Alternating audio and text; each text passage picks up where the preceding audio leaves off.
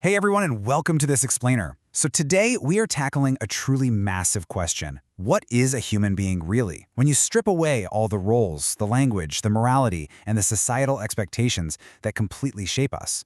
It's a heavy question, for sure, and it's one that the incredibly acclaimed Japanese novelist Sayaka Murata has basically spent her entire life trying to figure out. To unpack all of this, we are going to explore a brilliant imaginary conversation where Murata brings her absolute deepest, most unresolved questions to three very distinct philosophical thinkers. We've got Carl Jung, Alan Watts, and a channeled entity known as Bashar. Together, we are going to explore the absolute mystery behind her incredible inner world.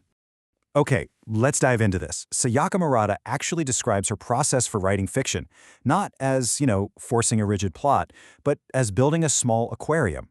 She places her characters inside, changes the conditions, and then she just watches. She waits for the exact moment when something completely unexpected begins to happen. Honestly, this aquarium metaphor is just so powerful, and it's going to serve as our main guide today as we explore three really fascinating topics about human nature, imagination, and authorship. Right, so let's start with the fish inside this aquarium. From childhood, Sayaka Murata had around 30 imaginary friends.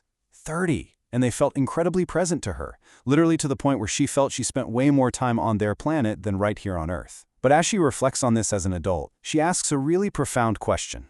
Did I create them or receive them? It's a question that completely upends our standard, everyday definition of imagination. Were these friends just a child's random invention, or were they something else entirely? To really understand this, we need to look at what these friends actually did for her. You see, Murata was a highly sensitive child.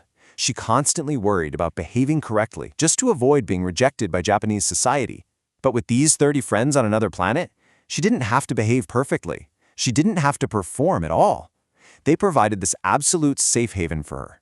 So whatever their actual origin was, they functioned as a totally essential emotional survival mechanism, giving her a space to just exist without fear. So, when we bring our three philosophical guests into the conversation, well, they offer some really fascinating ways to look at this.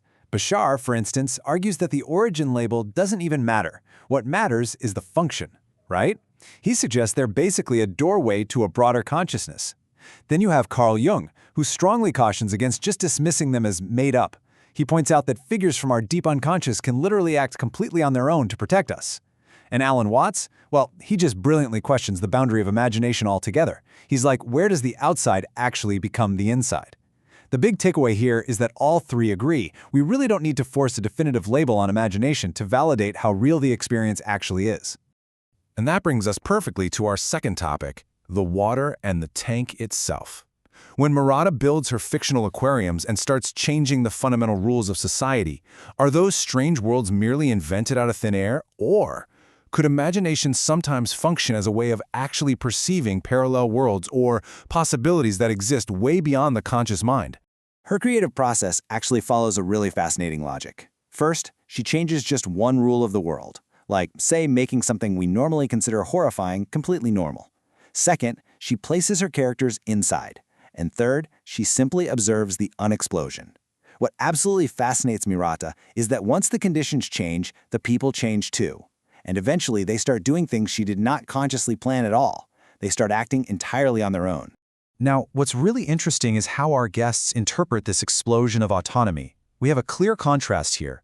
Jung takes a very psychological view. He says these unexpected events arise from unlived possibilities within Murata's own deep unconscious. Basically, the psyche is just much larger than her conscious ego. On the flip side, Bashar takes a metaphysical view. Creation isn't just manufacturing something from nothing, it's tuning into and perceiving possibilities from existing parallel realities. So you've got two completely different lenses to view the exact same creative spark. And man, this brilliantly illustrates Alan Watts' take. He points out that changing one rule in a novel basically holds up a giant mirror to our own reality. When Murata's fictional society seems grotesque to us, it eventually makes our own normal society look grotesque too.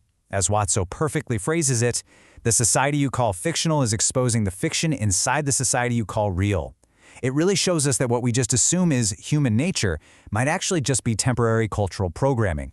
So, if our personalities are mostly just responses to social conditions, and if fictional characters can speak without the author even planning it, we kind of have to ask the big question: who is actually writing?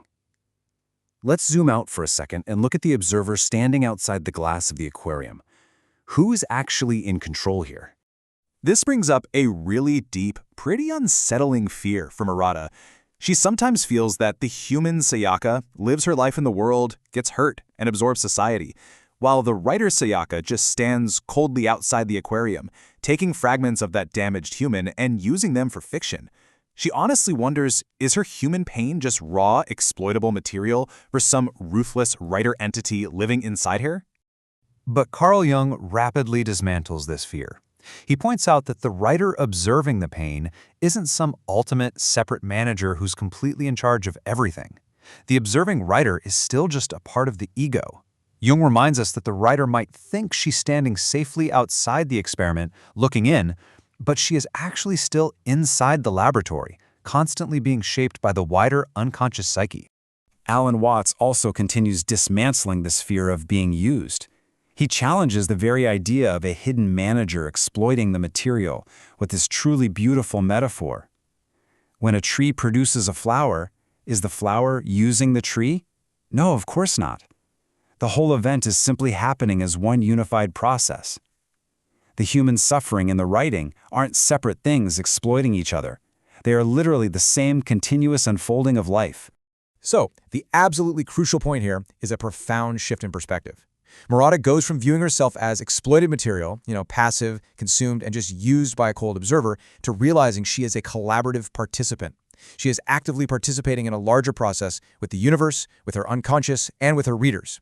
The work changes the writer, and the writer changes the work. It's a continuous, dynamic collaboration, not some weird hostage situation. Okay, but wait, because this brings us to a massive pivot. We've talked about the fish, the aquarium, and the observer. But throughout this entire exploration, Murata hints at a final, unopened box buried deep inside her mind.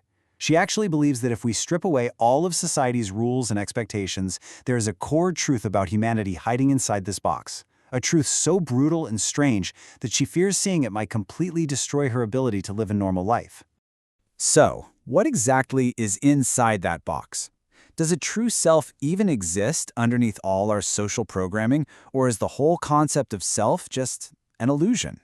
Well, to uncover topics 4 and 5 of this incredible dialogue, you are going to have to read the rest of the conversation.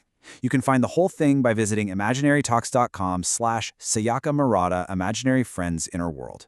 Seriously, it is a mind-bending conclusion that you absolutely do not want to miss. Thank you so much for joining me in this explainer, and hey, keep exploring your own aquarium.